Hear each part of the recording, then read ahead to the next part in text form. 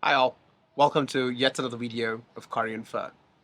So today, I thought I'd like to make another cost of living video because the one which I created before, I'll tag it up here. It's more of a video where if you're moving here for work or if you're gonna stay here for a very long period of time, so the cost of living was based on that aspect. However, today we are going to focus on uh, tourist. So basically, if you are new to Vietnam and if you want to know a little bit about how much it's going to cost you for breakfast, lunch, and dinner, and then how much it's going to cost you for traveling within Vietnam, and also a little bit about other expenses that you might come across on your trip to Vietnam. So let's dig in.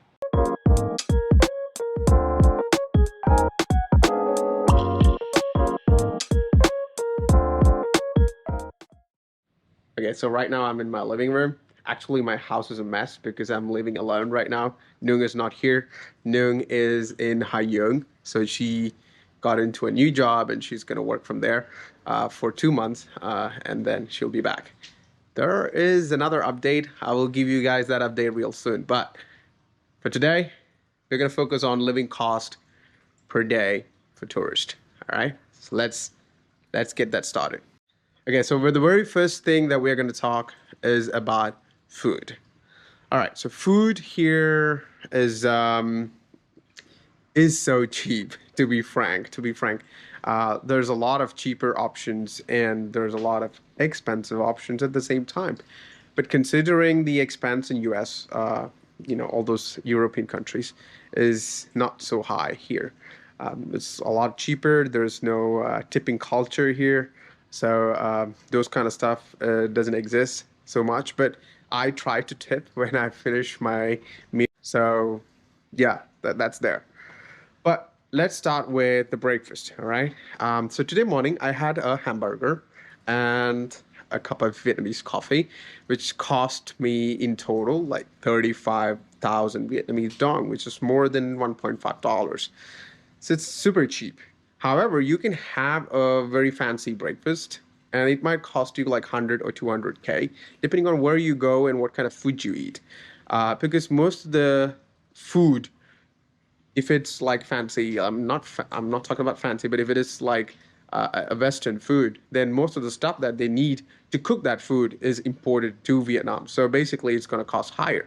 Now, that cost can be removed if you're staying in a very good hotel where they provide you good breakfast. So you can, forget about breakfast. You don't need to spend so much money.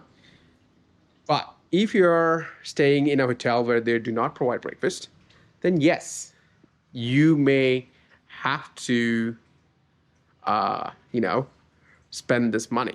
But I will always say go with the Vietnamese way. There are a lot of options in Vietnam, and most of the food that you consume for breakfast can be your lunch or dinner or even a snack at any point in time of the day.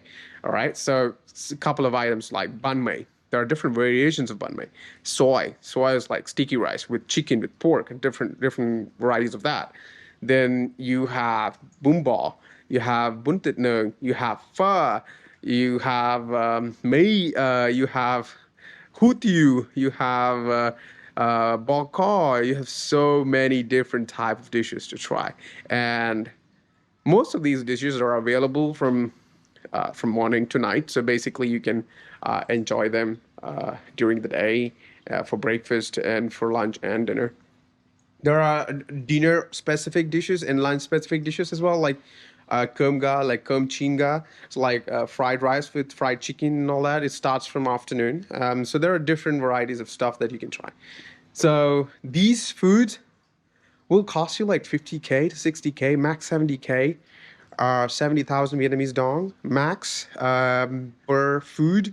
So they are so cheap.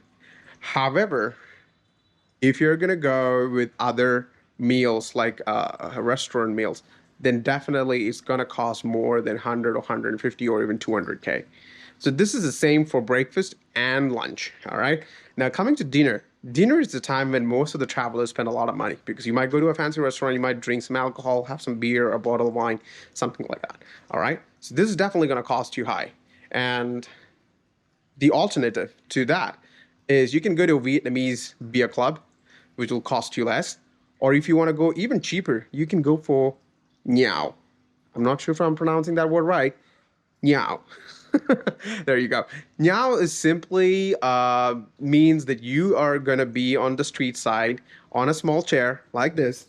There you go, and a table on the pavement, and they will serve you food. Sometimes seafood like shell.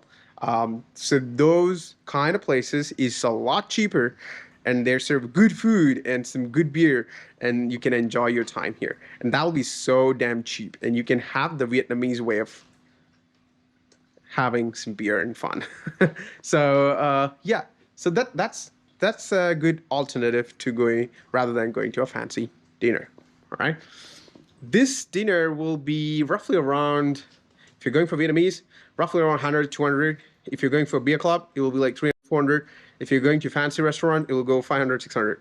So it's like, 100, 200 hike like that. So if you're going to Nhau, you can have some people around, and sometimes even Vietnamese will join you. So if you're just alone, or if you're just two people and you want to have some fun, you can go to Nhau, and they will chill with you, and it's fun. But if you're going to a fancy restaurant, you're alone. Very hard for others to join you, right? So I think I prefer Nhau. All right, so now coming back to the total of how much does it cost? This is breakfast, lunch, and dinner. All right. So totaling, this will be the cost because I'm not sure how much that totals up. Anyway, you can see that. All right. So that's the total cost for food. All right. Getting back to the next topic, which is travel. All right. Traveling in Vietnam is super, super easy. Rent a bike. If you cannot ride a bike, then you can use apps like Grab, Bay, or GoGek. All these apps do have motorbike as well as car services. So basically, you can just, you know, um, get that apps downloaded onto your phone, and you're good to go. And these will cost roughly, if you're taking a bike, bike ride, then it will cost you roughly around 30, all the way from 20 to 80K max. I would say that it's depending on the traffic situation and everything. However, for cars, it will cost from 50 to 100 or 200K, depending on the distance and everything. So, yeah, they are available. They are like through booking through the app. However, you have Vinasun and Mylin in taxi group, something like that in Hanoi. Basically, they are normal taxi services in the country. And they are available on the street all the time. So you can just wave your hand, they will stop it for you. All right, so they are like the taxi service for Vietnam. However, that's recommended only when you're traveling within the city. If you're going out, then basically you need a bike, or you need to book a bus or a train or even a flight. But I highly suggest, if you're coming to Vietnam, it's always better to rent a bike and go around on a bike. That's a lot easier, and that's so much fun because that's how it's done here. All right, so just try if you can do that. I know if you're a little older and if you're coming with family, it's not that easy to do that. So I can understand if you're coming with family, you have kids and all that. So it's better to travel in a car or in a bus or in a train or in a flight. So if that's the case, then definitely go with that choice of yours. But if you're renting a bike, it will cost you somewhere around 150 to all the way like 400, depending on what kind of bike you want to rent and things like that. So, but a good bike will be Winner, or the Honda XR 150. These are 150cc bikes, and they're pretty good. So those bikes will cost you somewhere around 250 to 400, like 400 for probably 350 to 400 for the XR 150 and 250 for the Winner. So yeah, they are pretty decent and trustworthy and reliable bikes, because Winners almost you can repair that bike anywhere in Vietnam. XR is highly reliable because it's very hard to break that bike. So it's like, they can go on and on and on. And I personally own an XR 150, so I had no problems whatsoever till date. I've gone to Dalata, I've gone to a couple of other short rides, so it's fine. So yeah, and coming to the total cost for that, I won't be able to give you a total cost for how much it's going to cost you per day, but definitely for renting a bike, it will be like 200 to 400. So let's average it around 250.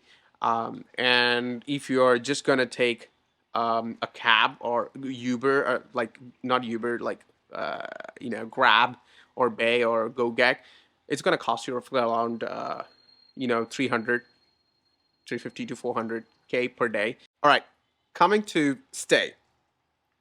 In Vietnam, you have a lot of options to stay. It's so cheap. It starts dirt cheap all the way up to super expensive resorts. So you can stay in hotels,